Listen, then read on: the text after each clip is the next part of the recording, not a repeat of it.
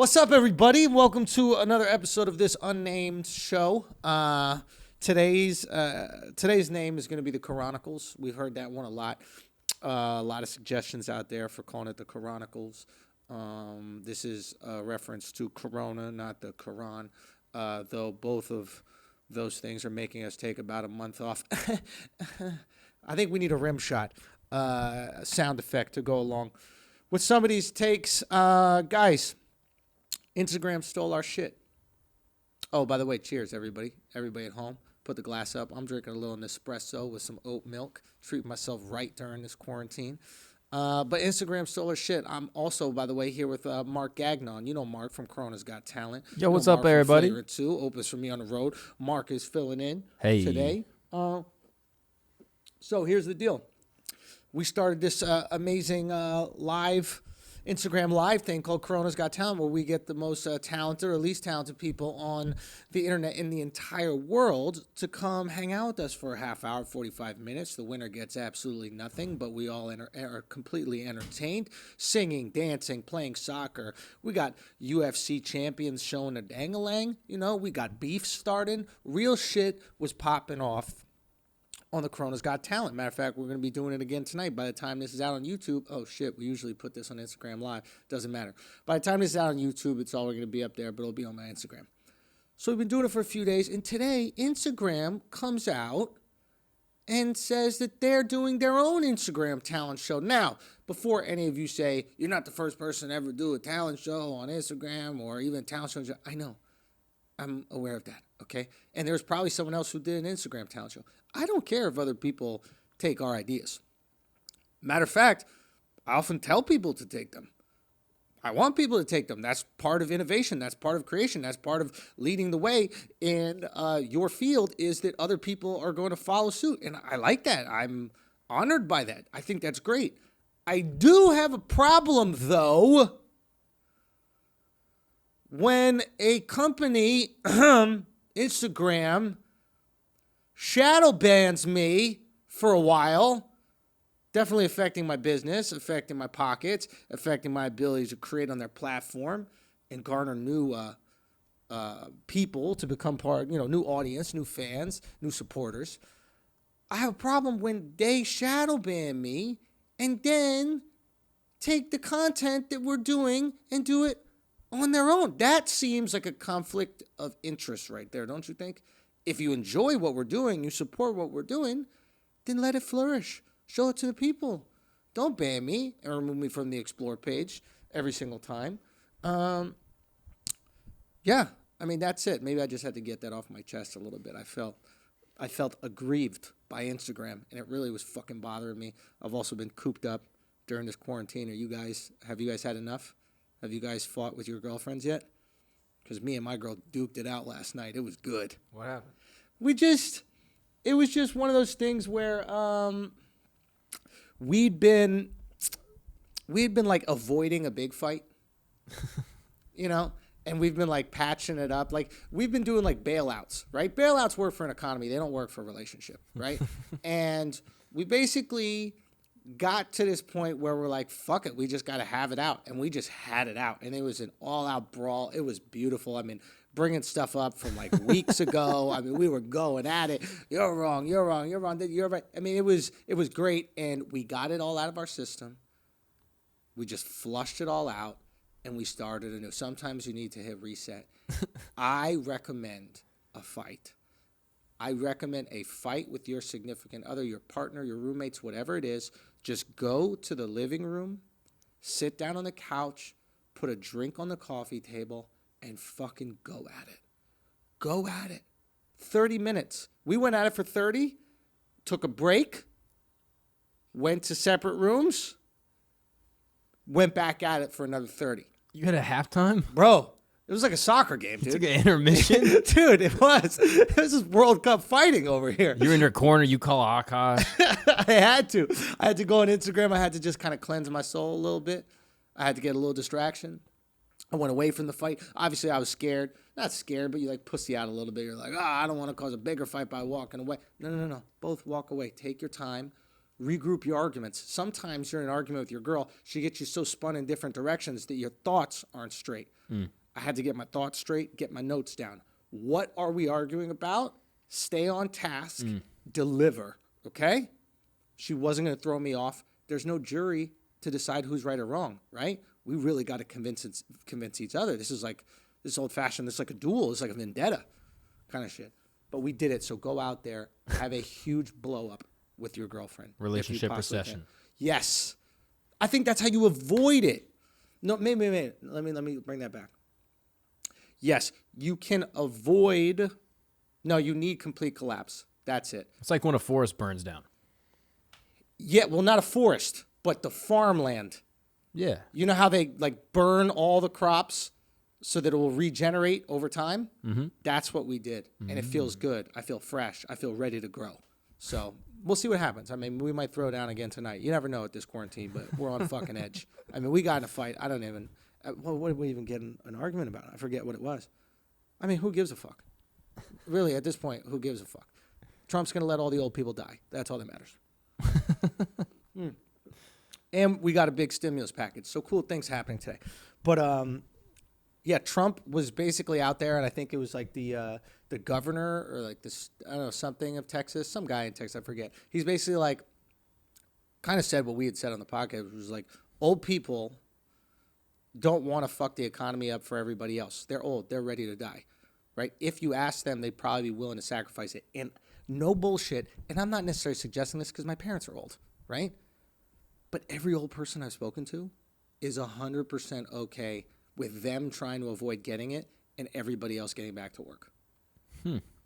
I've yet to speak to one old person that says, we got to shut things down. I could die. I think old people are incredibly unselfish. So Trump is out there, and the marketing genius he is, he goes, I want to have everything, up and running by Easter. This guy literally wants to resurrect the economy on Easter.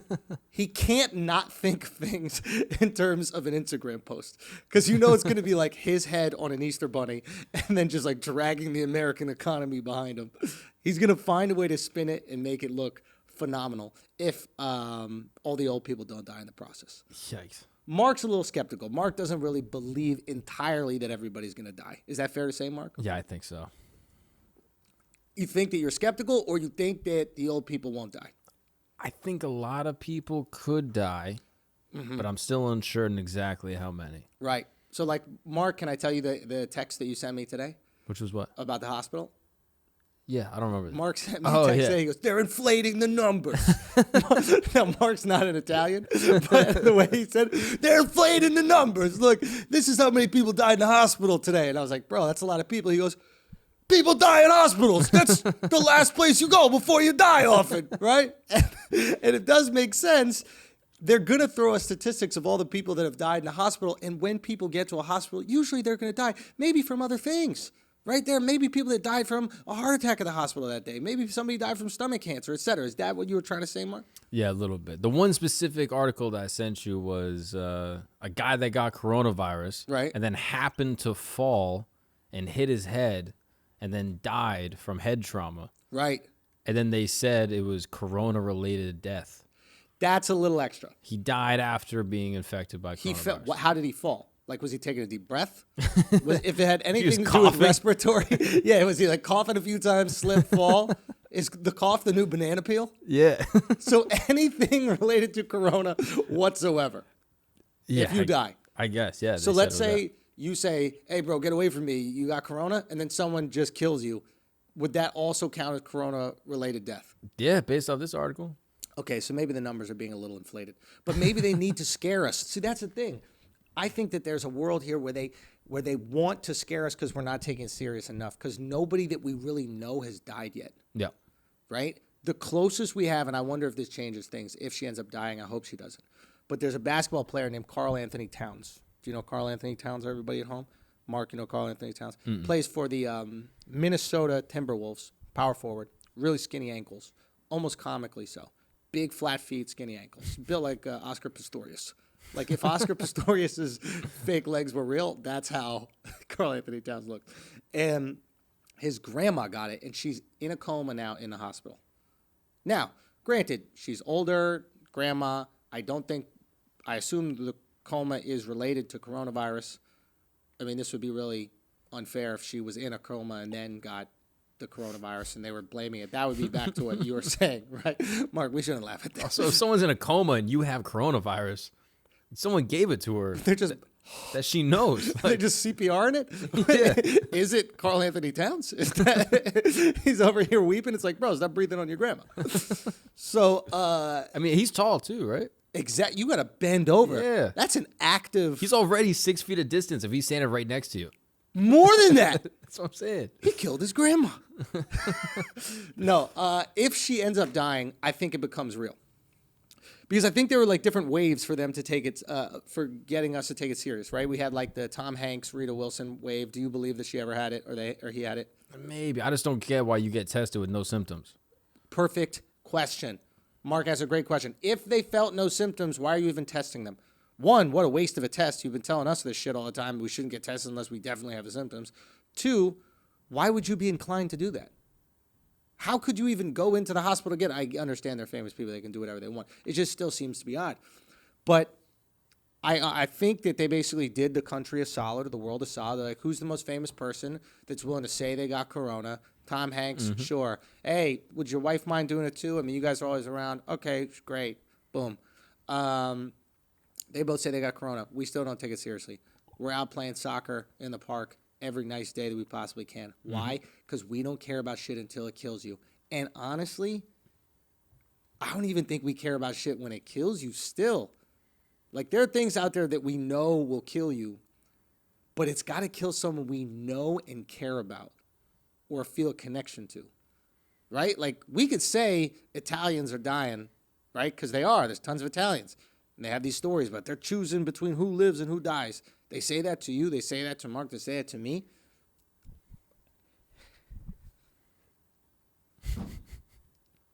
I know it's real, but it's not. Does that make sense?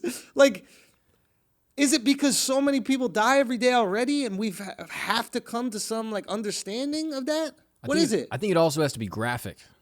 We have to see the visual of it. And the visual, I think, has to be, it's got to be like gross.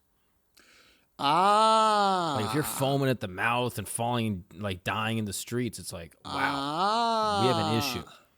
Yes, you see people when they have cancer and they're dying of cancer and the way their bodies just completely deplete and like shrivel up. Same thing with AIDS, right? Like you see the way they look.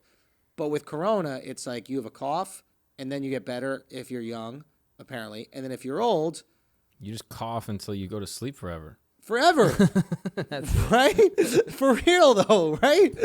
So it's like there's no way we can really see it. And also seeing, and this is the most fucked up thing, seeing an old person cough and then pass away isn't crazy.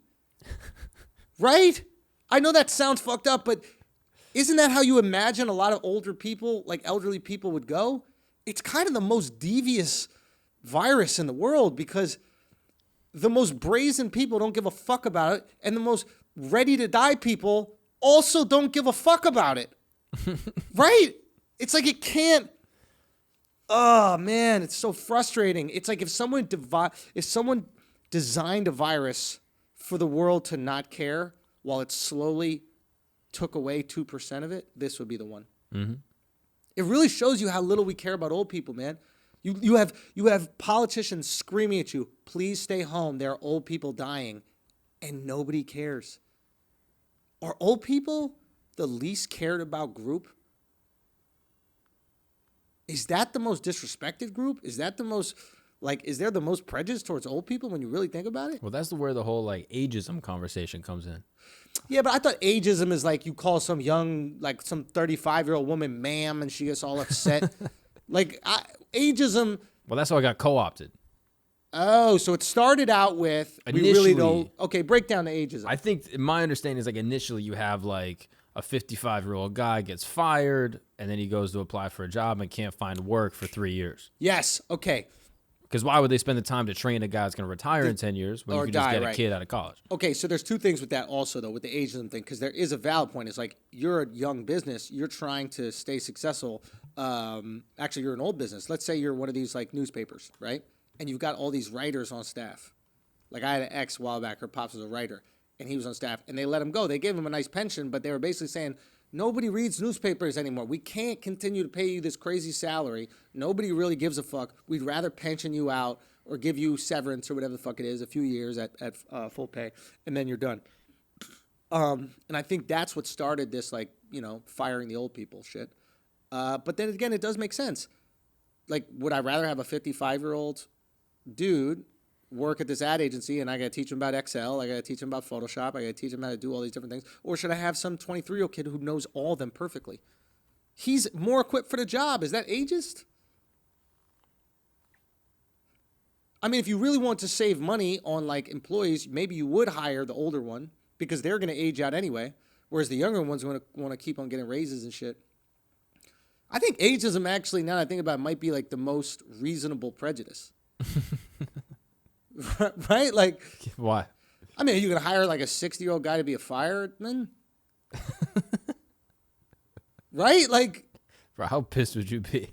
bro, some guy come in, would you mind carrying me? You know, like, there are certain things where, you know how we say, like, there are certain things where there's definitely a gender difference and we're okay with that. Age is that. Bro, he's got to take the chair up the stairs on the side of it. Walker. He's taking it. He's sitting in like the little elevator thing. He's got.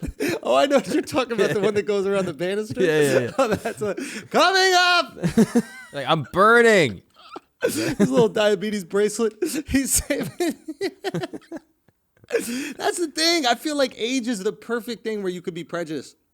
Like, you can look at someone and go, you look great for your age. You can't look at someone and go, you look great for an Asian. Right?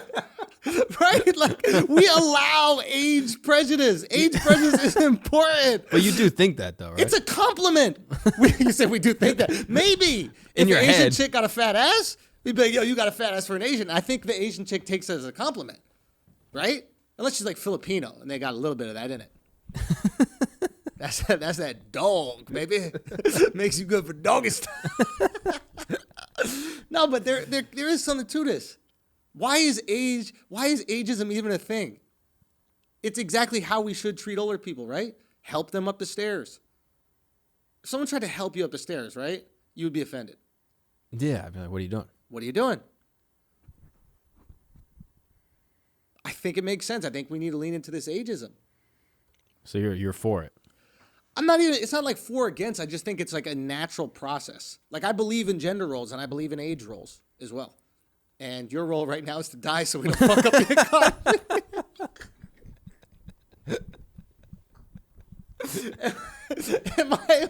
Am I on to something? I don't know. Know your role in the hierarchy. Know your role in society, dude. And do you know what rung you're at? You're below the earth in a coffin. Okay, that's what rung you're in. That's where you have to be. We need to fertilize the earth, okay? What do they say? The earth is dying. It can't grow anything anymore. What's better than burning it? Putting some old people in there, okay? Make some diamonds a few million years from now. We need Zales and what is it? De Beers need a serious. What if they made Corona? Oh. We're running out of diamonds. We need to throw some already ancient people in there, speed up the diamond making process. I think there's something to it. Who benefits the most from Corona, Mark? Go. Ooh, this is good. Who benefits the most? Who benefits? Thinking everybody at home, write in the comments while you're thinking, but make sure you write it now. Don't write it before we say, because we might say and that might sway your opinion. Who do you think benefits most from the coronavirus? Go. I think your pets. That's why they started it. Keep going. Animals started coronavirus. Asians are not animals. What did I tell you about the way you speak on these podcasts, bro?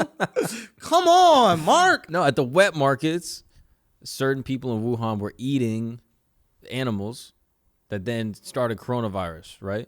That's how it started. So bats started it so they would no longer be eaten. Animals started it. So, like, maybe it was a dog. We don't know if it was a bat per se. It could have been a dog. Yeah, penguin. They'll eat anything. They could have eaten like dog meat that then caused coronavirus, and now everyone has to stay home with their dogs. Oh shit! And when we run out of food, this is how Corona takes over. what is left? Lucky. Right? We have to eat Lucky, and then what do we get an even more extreme case of? More coronavirus. What a genius fucking disease that these animals put together. No, that's a good point. Okay. I think the dogs benefit because until we eat them, we just hang out with them. What your dog wants you to be home all day. It does, yeah. And so now you're home all day. And then you're dead, and then he's dead. But he's just not thinking about you dying. That's fair. He just wants to hang out. Okay, fine. I have a different thing. I have a different take. It's a little different than yours. And this was something that you were telling me about the other day, and I was like, "There's no way that this is really going to happen." But we'll talk about the podcast. We'll talk about it on the show anyway. It was the idea of putting a chip in your arm, right? Okay. Remember we were saying on this show, maybe you guys saw the other day, we were talking about how the only way where you can get the economy going again is if you have people who have been vaccinated for the virus operating normally, and then people who have not been vaccinated yet quarantined. Now, how do we show who has been vaccinated, who hasn't been vaccinated? Well, it'd be really convenient if there was like a chip that was in your arm, and somebody could just swipe your chip to prove that you've been vaccinated, and then you could enter Zara and go shopping for your, short shorts or whatever it is. Bill Gates invents this chip. And they just announced, and I don't know where the fucking tweet is, but you guys can look it up. They just announced that they're considering using it as a way to prove that people have been vaccinated for this virus. One, we have the vaccine or whatever the fuck it is. Next time I'll read it more before I sit in front of you guys on fucking camera and tell you about it. Here's the thing. This fucking Bill Gates guy is genius. Obviously, listen, that's not the most historic thing that's ever been said, but he finds ways to profit from turmoil, right? There's a famous Warren Buffett quote. I forget exactly what it is. Something like, I forget exactly what it is. Something like when there's blood on the streets, or when everybody's afraid to buy, you got to buy, or when everybody's selling. What is it? It's, what is it? Buy when there's blood on the floor? Something like that. But essentially what he's done is, right, there's probably going to be a shortage of water eventually. This guy found a way to turn shit into water. So now he's going to profit when the water shortage comes. Now we have this global pandemic where everybody's going to have to be chipped up. Who happens to have made the chip already, and they can put it out there for distribution and shove it in people's arms? Bill Gates. Now, once they have that chip in your body, who knows what they're going to do, right? I mean, they can listen to every conversation we have on our phones, right? We talk about basketball tickets, one conversation. The next day, every Instagram ad I have is for buy tickets to the March Madness tournament, buy Knicks tickets, buy this, buy a basketball hoop at home. So if you think that there's not going to be more shit in that chip that they're going to put on our arm besides that proof that we've been vaccinated, you out of your goddamn mind. They're going to put some extra shit in there. What they're going to put, I don't know, Mark. What do you think? I don't know. It's a tricky thing. Why? Do you think everyone gets chipped? Who wouldn't? I don't know. You resist, like you just say, "Hey, I'm not going to get chipped." How do you resist? Can you? So here's the thing. Should you? Here's the thing with the resistance, right? And this is going to happen with driving soon, right? Eventually, when everybody has the driverless car, they're going to remove our ability to drive a car, because it would be actually more dangerous if there was somebody driving their own car than if every car was driverless. Because if every car was driverless, they'd all be put into the same computer system and all know exactly where each other car is and be able to calculate the amount of time or space it would take to stop or make a turn, etc. It would be very limited traffic and almost no crashes, right?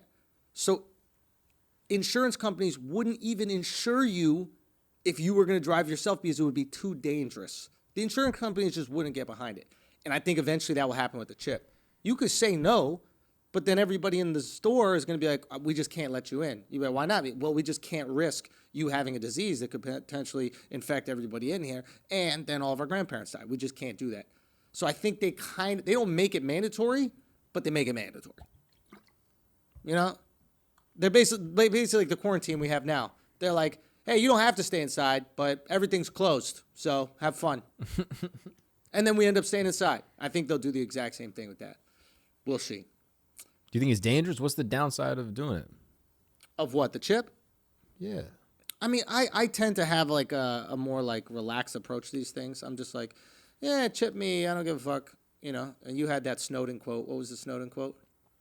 Oh, it's something to the effect of like saying that you don't care about freedom of speech, or saying that you don't care about privacy because you have nothing to hide is saying like you don't care about freedom of speech because you have nothing to say. Yeah.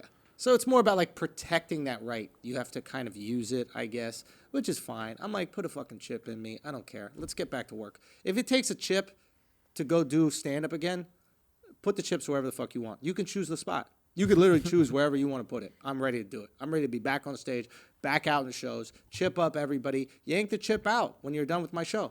I don't give a fuck, frankly. But let's get back out there. Let's get doing these kind of things. That little stimulus package they're putting out is bullshit. Did you guys see that?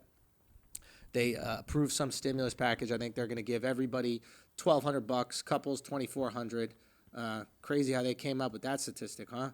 I mean, how could you go from $1,200 to $2,400 for a couple? We got some real genius mathematicians over there at the State Department. Thanks. Hey, it's $1,200 each, unless you're a couple, and then it's $2,400, guys. $500 for each kid. Okay, so you hoes, ching. We're gonna have a lot of kids claimed in the next couple months. But here's the fucked up thing: it's a one-time payment. What are you gonna do with this kind of shit? What are you going to do with $1,200 or $2,400 or $2,700, whatever your family is? I don't think one time is enough to like keep this thing going. Like we've been speaking about on this podcast, like you need consumption and production in order for the economy to function, right? Now that this stimulus package was laid out, everybody's a fucking economist, and they're saying shit like, oh, now all of a sudden we got $1 trillion. Where was that when we wanted healthcare? Where was that when we wanted free college or getting rid of college loans? Where was that when we wanted reparations for black people? Where was that? And don't get me wrong, I would have thought the exact same thing if we didn't sit down with this economist for an hour and learn how the economy works. The only thing the powers that be care about is the country, the economy is moving, right? Movement is what matters, right? If you want to be bailed out or given money or given free school or given reparations, you have to stop the movement, right? Look at that one time in history where there was the bus boycott. Do you remember the bus boycott? Martin Luther King organized bus boycott, right? Black people stopped riding the bus. And all of a sudden, the economic movement, the economic flow started to slow down. And there was less movement, and it started to affect the bus company. And that's what changed it. It wasn't like the bus company was like, you know what, we're being immoral here. The bus company was like, yo, we're going broke. Hey, organize some shit, fix some shit. So if you want reparations or you want free college or you want any of these things, find a way to grind the economy to a halt. Look at all these businesses out here asking for bailouts. If they're going to get bailed out, it's only because if they fail, they'll grind the economy to a halt. That is the tactic, and that's what you take away from this. Don't look at this and go, oh, so when the rich people ask for money, then all of a sudden there's money. That means nothing. That does nothing. That doesn't help you. You have the ability to affect the economy. If you organize, you have the ability to affect it, either at a local level, state level, countrywide level, depending on how big the business is. Find a way to slow the shit down. The only way to slow the shit down, stop buying shit. That's it. Now, here's the thing. They want us to spend money on something. If we can't leave the house, we can't spend money. So we got to decide what the fuck we're going to do. Maybe it's to get us some money for the next month because everybody's going broke and we need to feed ourselves and just, pay electric bill and these types of things. But the reality of the matter is the economy cannot be supported unless we're out there in the world spending money and doing shit. I hope we get there soon. I really hope we get there soon. Do you guys hear that China is offering to send people to Italy to help them out? Don't you want to just go to China and be like, you've done enough?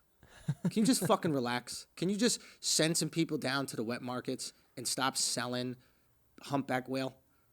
There are certain things we don't need to fucking eat, okay?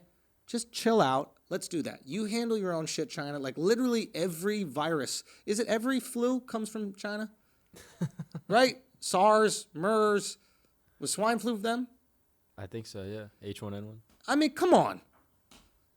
Isn't H1N1 that podcast? What's H1N1? Isn't that podcast? H3.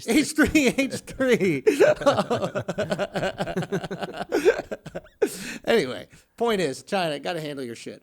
I mean, how patronizing is that, though? The place that caused the illness is like, you need some help with that? Is it? It's like if you give a girl herpes and you're like, look, I'll walk you to the pharmacy and we'll get you the Valtrex together. No, I know how to do it. I've done it before, right? It's like, fuck you. Yeah, you gave it to me. Baffanculo. That's what Italy should say. All right, we're coming up on 30. What else we got? Is there anything else we definitely need to talk about today? Oh, here's a little something, and then we'll get out of here.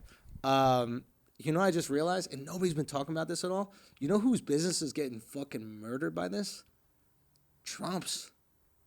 Like, Trump is in the hotel business, right?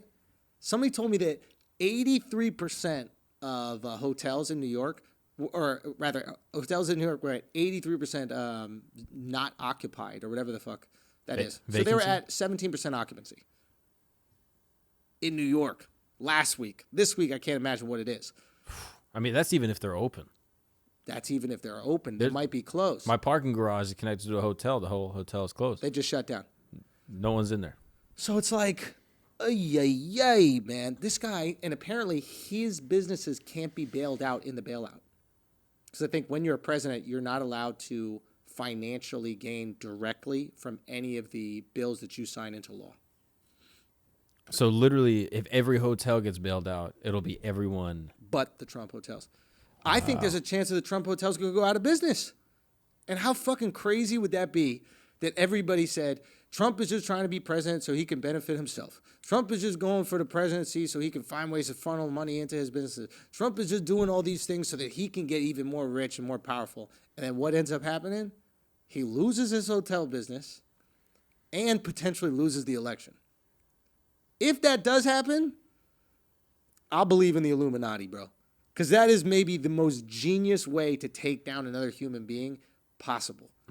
Because not only are you taking down his ability to win the next election, you're taking down his ability to have that economic leverage that he's always had. He doesn't have to play politics like these other guys do, right? Bro, it's like getting someone fired from their current job and their old job. Yeah, and their next one. You can't even go back to it. It's like if Jordan left basketball and then went to baseball and was like, I'll come back. And they were like, no, you can't come back. Yeah. You can't play baseball or basketball. The MLB and the NBA are like, nah. No more gambling, MJ.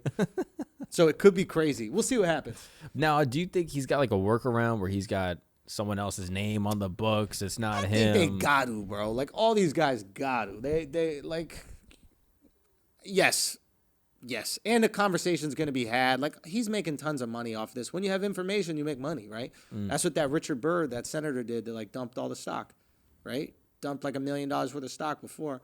And before the stock market took that huge dip because he knew it was coming. So, yeah, they're going to be okay. They're going to find a fucking way. Anyway, we got to wrap this up because we got to do some Corona's Got Talent. But, man, I thought there was one more thing to say to you guys. I really forgot. Anything else? Mark, anything you want to tell the people? Nah, that's it from me. Tune in to Corona's Got Talent. Tune in tonight. We'll see you there. Peace.